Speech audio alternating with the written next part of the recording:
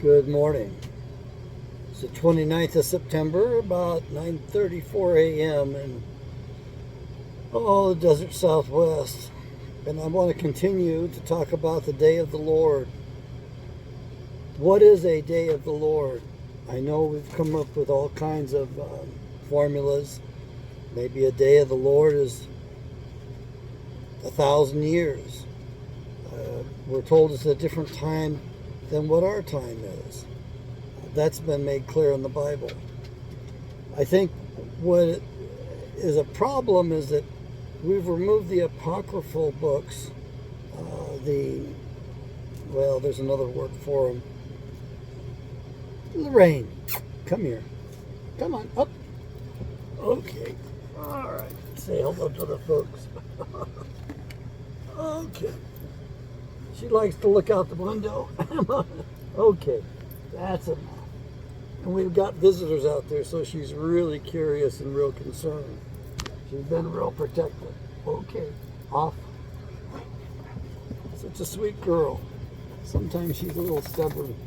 She does have a mind of her own. The day of the Lord. I covered it in the last video. There were like a half a dozen different descriptions, different events described as the latter times, the latter days, the end times, the day of the Lord. Now, in the apocryphal books, in Esdras, 1 Esdras and 2 Esdras, who happens to be the same prophet Ezra? Okay. Oh, no. Off. Off. No, off. She wants to be fed. Off. Good girl. Down. No teeth. Down. She's mouthy, 9 months of age. She's got to put everything in her mouth pretty much. So, to get back at it, the day of the Lord, what is a day of the Lord? I'm going to propose that a day in the Lord's time is about 12,000 years. Slightly short of that, perhaps. And I believe that corresponds to the cycle of our solar system around the galaxy, the Milky Way. You've heard of the Mayan calendar and that it was supposed to end, the world was supposed to end something like Christmas Day of 2020. It turns out that the Mayan calendar, because of our calendar, is slightly off. So that day did not line up with the day that we used. They don't line up. But the biggest problem was that we didn't understand that calendar, and that their calendar didn't continue, and we didn't understand what it meant. And what we've since found out is that basically is the day that our solar system crossed above the equator of the Milky Way, crossed above the equator of the galaxy. So in other words, we're below the equator of the galaxy, and then that day was the day we crossed up. Now, I think that's important because in terms of the physics, the astrophysics of it, we're now in the northern half above that area around which we are circulating in space. And the problem we have is that there's mechanical stuff involved in that, electromechanical, that's very important. And one of the things we know is that our magnetic field does flip. The poles flip. We know that the Earth goes through different periods. And I think that God created this planet, Yahweh created this planet specifically so it would recycle itself. I also think that it was done in such a way that when we humans are acting up and not doing the right thing on this planet, that the catastrophes are probably worse. Maybe a different set of catastrophes, different outcomes. So that's just my theory. But in the book of Esdras, we have the angel informing the prophet about the earth, telling the prophet that towards the end of the earth age, the earth's children, meaning men, were not as strong. They're not as great. And we are definitely at the end of the earth age, so what we are is not as strong and not as great as earlier in the age. And another thing that the angel told him is that we had about a time and a half to go to the end of the earth age that we are approximately 10.5 times through it. So if we calculate that, we would have to say Esdras was writing that during the Babylonian captivity, approximately before 650 BC, and there was a time and a half left to go. So this, as you can see, doesn't quite line up, and I realize that as I'm mentioning it here, bringing it all up. But the important thing to know is that we are at the end of an earth age, not the end of the world. I mean, that's what you hear all the time. People catastrophize. They're going to make the worst out of it possible, and I probably said it myself, the end of the world. So this is the end of an earth age, and even the Navajo that I talked with a couple months ago, the school bus driver, he recognized the importance of that because the earth gets pretty much shaken down. The earth gets recycled, gets recreated. And if you read the Bible carefully, you read at the beginning that the oceans were covering the surface of the earth. The earth was covered in water, and it had to be recreated. Genesis, regenesis. So that is what we're headed for here in short order. And of course, the elite will tell you it's global warming, climate change, man-made climate change, which is hogwash. It's not. It's actually the cycle the earth was set up to go through. And if we look at the artwork from previous civilizations, cave drawings and all of the carvings on the rocks and all of that, they point to the same thing. The ancients were trying to warn us about this. And I assume that these were the survivors, the eyewitnesses to the event, and they drew, chiseled and painted in the rocks and up on the cave walls, these incredible plasma displays that they witnessed. And we're going through all of that. The signs are there. One of the signs is that we now have a lot of lightning that goes upward from the earth to the sky. Most of my life, the lightning was always from the sky to the earth. We could see the direction. Now we've got these magnificent displays, and now a lot of the lightning is going from the earth up into the sky. Rain, no teeth. Gotta mouth my hand. And so we're seeing that increasingly. However, there's another tell out there, and that is the sun itself. If we look at the sun, we realize it doesn't look the same. I think the change happened approximately 4 years ago. Might have been a little bit longer than that. I probably missed the onset of it. But today, if you go out and look at the sun, especially at noon, you'll see that it's no longer yellow. It doesn't appear reddish at all. It looks more blue. It looks white, kind of a garish blue-white. So the quality of the sun, in terms of the color of it, has changed. So this is an important thing. Also, the exposure to the sun's rays, maybe about 4 years ago, started to sting more. I mean, it was not hot out, but you were in the sunlight for maybe 5 minutes and you could feel it. So we have a different ultraviolet radiation coming through. Okay, you can say hello. Yeah, she looks huge because she's closer to the camera. Okay, yeah. Oh, yes. You're going to look at the camera and say hello?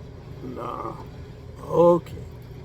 All right, good girl. Okay, off. Oh, yes, pretty girl. Oh, yes. I'm her playmate right now. Can't wait to get enough room because I want to get another dog. At least they can take care of each other a little bit more. Because I'm not much of a playmate for a Belgian. She's really athletic and she's getting bigger and stronger. Oh, and she needs a lot more attention, a lot more activity than what I can give her. So that's another sign of what we're going through now. There's another report from the Hopi, several reports from the Hopi. And the Hopi have been keepers of the old secrets as far as I can tell. You won't hear that said anywhere, but the Hopi, I believe, know about Grand Canyon and what's in Grand Canyon. And I think they know more about the previous civilizations than we do. A lot more. And the Hopi have what is called red kachina, blue kachina.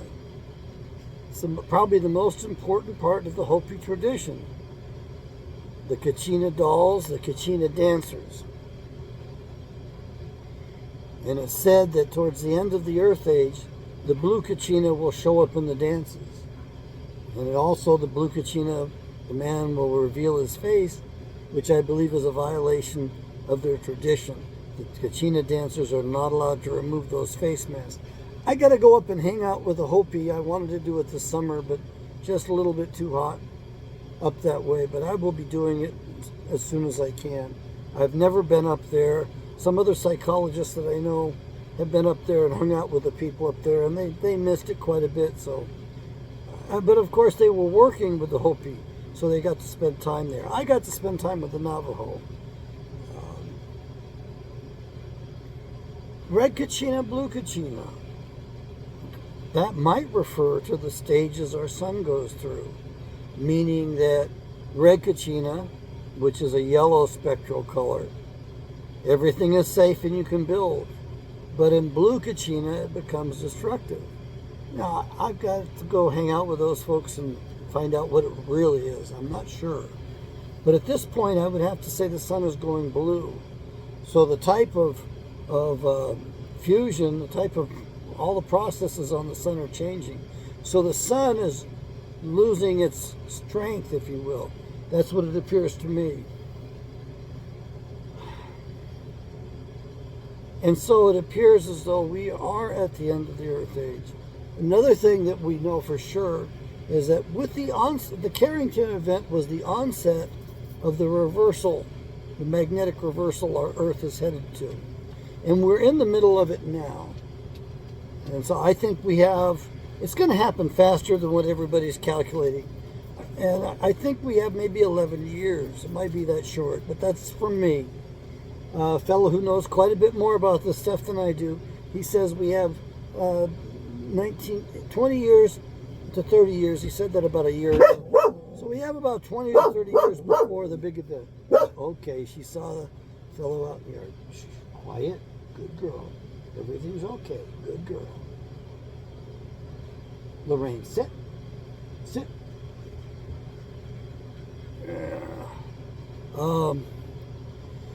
So all the indications are there. Now, there's been some problems with some of the animal life and some of the human life. Lorraine, kennel. I got a kennel.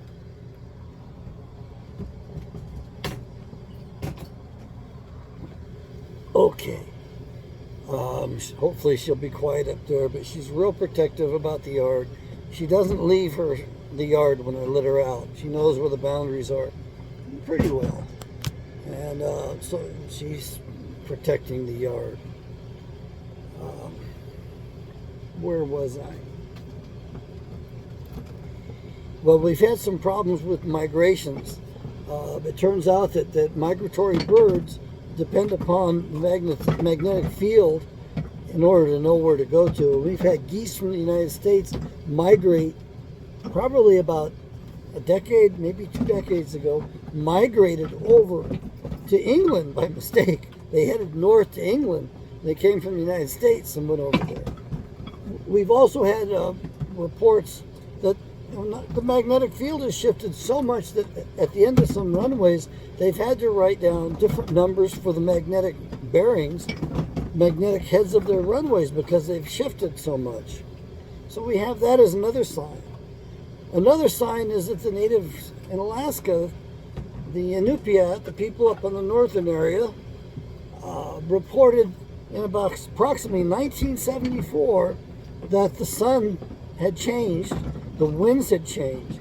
They navigate by the wind. They read the wind in the snowdrift because the winds have been consistent anyway. They were consistent winds, and the snow would pile up in a certain direction, and they would use that to go home, to go from hunting to home. And they said that the winds had changed and that the sun had changed. that the sun no longer rose and set in the same spot. And they knew this because they had an extra hour of daylight in which to hunt. So one more hour of daylight in which to do their winter hunting. And this was quite a while back. 1974. So we have those reports as well. So we know that the Earth is shifting. The magnetic north, magnetic south are on the move, and they're accelerating in their movement. The magnetic south pole has already left Antarctica. It's off the doggone continent now. And the magnetic north pole was moving into Canada towards Labrador, and then it switched directions and headed into Siberia. And that's shifting. And so at this point, they're tracking things and they're projecting and calculating, and it looks like both poles are going to meet in the Indian Ocean. I don't know what happens when they meet. And also the magnetic field has been deteriorating. There's less energy from the sun, less energizing of our planet. And so a combination of things has happened. One is that our magnetic field is approximately 80% of normal strength. And they've looked at geological records, and from what they can tell, the magnetism drops to as low as 5% normal strength. During those times, those events, we have extinction and speciation. Now, extinction, I understand. Things disappear. They're no longer there. Speciation, I do not understand. I mean, how you get a new species, that's a great mystery to me. So, we have had humankind, different types of humans, appear and disappear with these events. We've had other species appear and disappear with these events as well. So it's almost like the planet gets totally reset. New species, old species gone, new species. Even the atmosphere can change. The ratio of oxygen, nitrogen, all of the gases can change.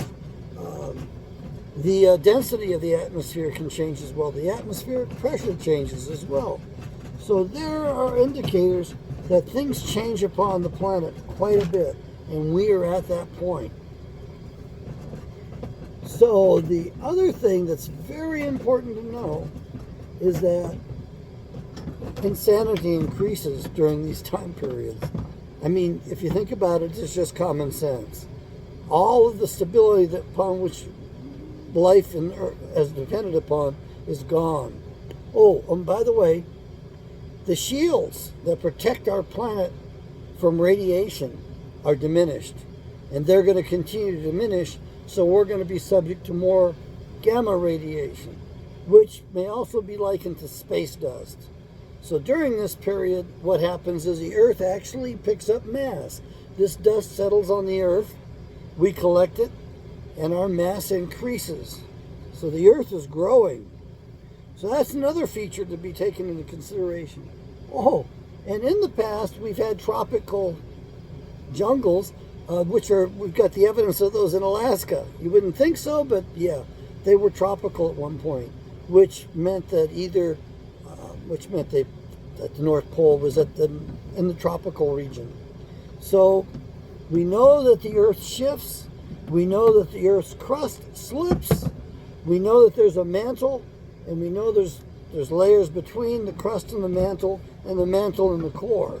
And any of those areas can slip up and become slippery, lubriosity may change. It will, instead of being solid, it might just turn to a liquid and it will slip. We also have these inner parts of the planet that are in the mantle that seem to be coming out from the core, or maybe remnants of another planet that collided with the Earth 4 or 5 billion years ago. And that's actually in the Bible.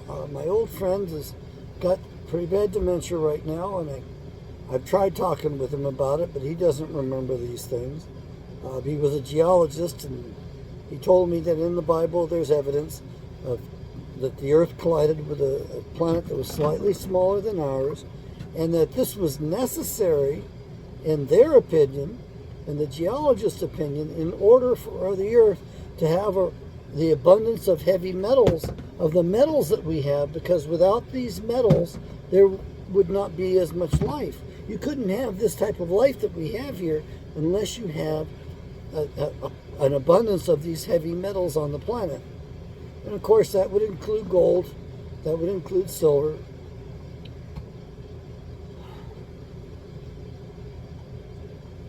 What I want you to do is I want you to buy this Bible. I want you to read it. I want you to push your way through it.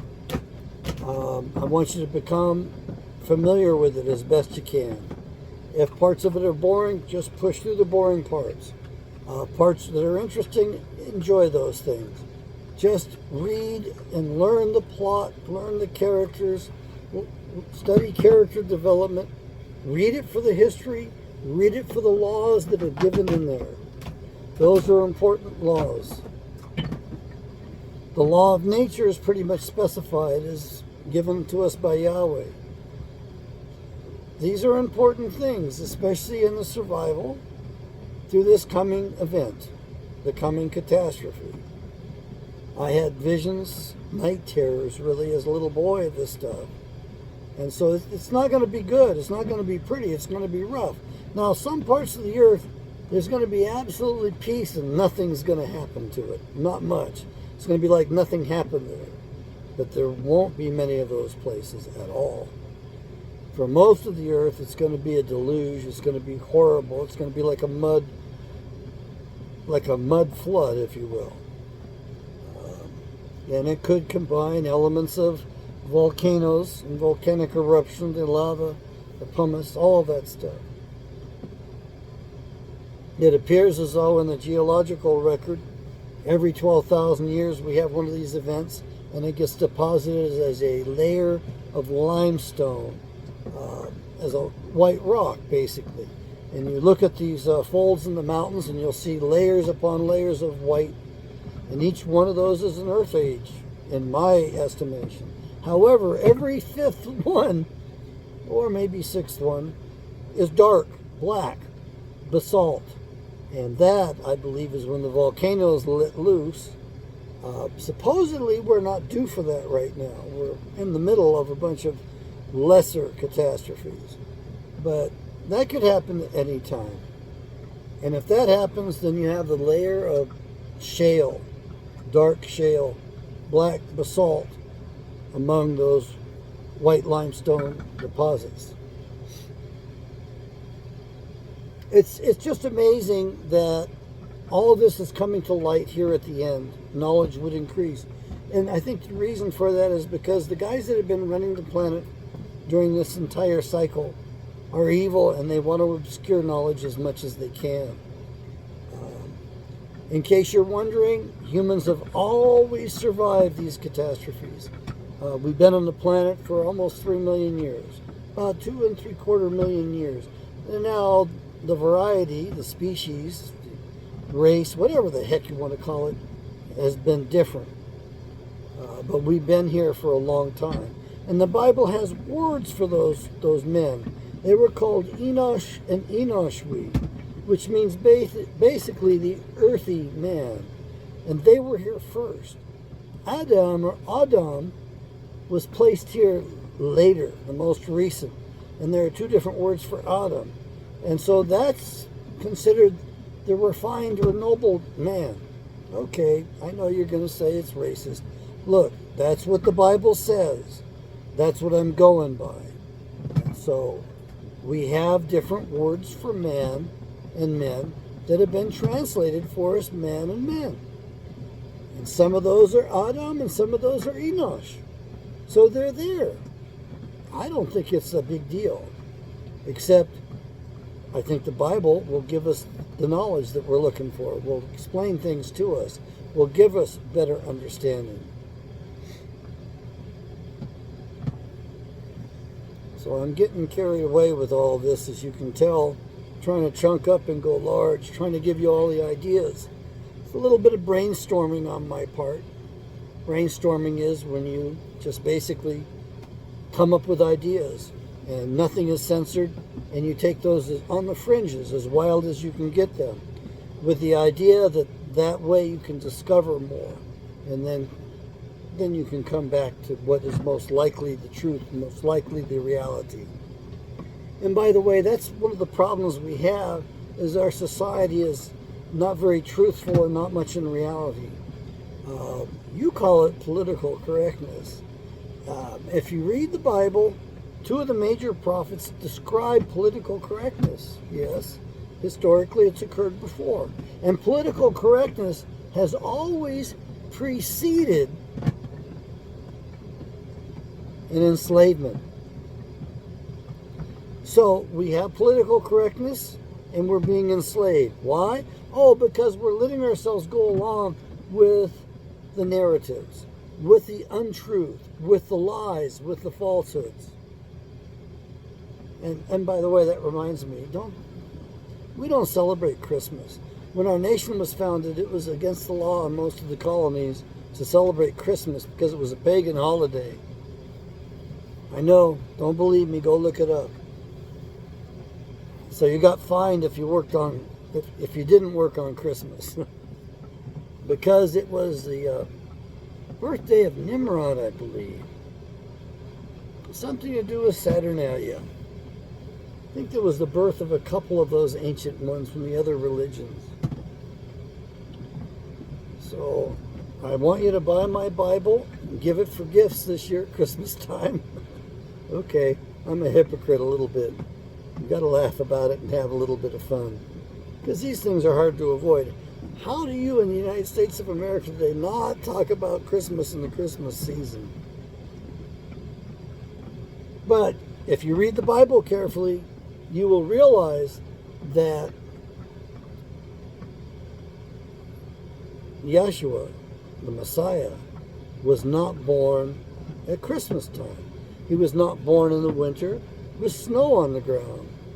If you read it carefully, you realize he was born either August or September. He was born early on, before all of that. He was born during the Feast of Tabernacles. And the Feast of Tabernacles, we are commanded by the Bible, if you read it, to celebrate it in perpetuity. Forever. Forever we're supposed to celebrate that. And there's reason for it, because things happened in the past on those days, and things are going to happen in the future on those days. I think that's when the Messiah is supposed to return. I think it's the Feast of Tabernacles. Okay, I'm going to go right now and take a phone call. Goodbye.